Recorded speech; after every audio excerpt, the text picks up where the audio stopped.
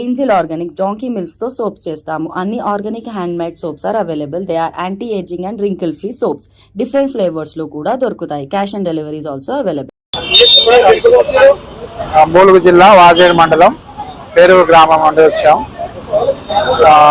గత 20 సంవత్సరాల నుండి అసైన్మెంట్ ల్యాండ్స్ పట్టాలు ఇవ్వటం లేదని చెప్పేసి మేము మండల తహసీల్దార్ గారికి కలెక్టర్ ఆఫీస్లో పిటిషన్లు ఇచ్చాము. అది గవర్నమెంట్ అసైన్మెంట్ ల్యాండ్స్ ఆర్డర్స్ ఇస్తే చేస్తామంటున్నారు.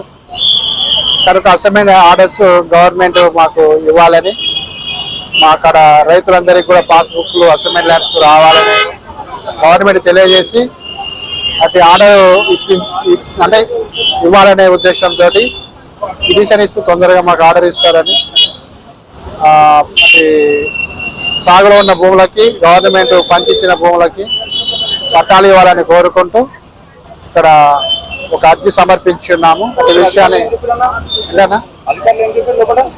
అధికారులు మేము మీ కలెక్టర్ ఆఫీస్ పంపిస్తాము, వాళ్ళు మీ పిటిషన్ని తీసుకొని మీ దగ్గరకు వచ్చేసి మీ సమస్యను పరిష్కరిస్తారని చెప్పారు.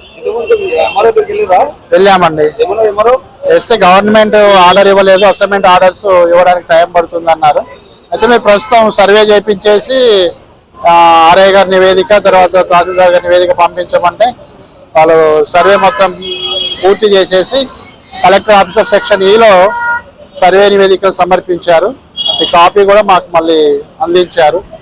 దాన్ని కూడా తీసుకొచ్చి ఈరోజు ఇక్కడ ప్రజావాణిలో మేము అందించాము.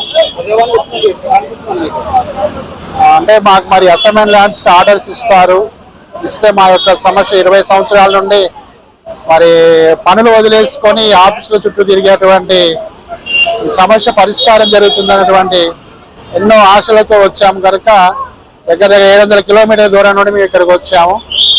మరి నిరుపేద ప్రజల్ని పట్టుకొని ఇక్కడికి ఊరికే రావడం కూడా మా వల్ల కాదు.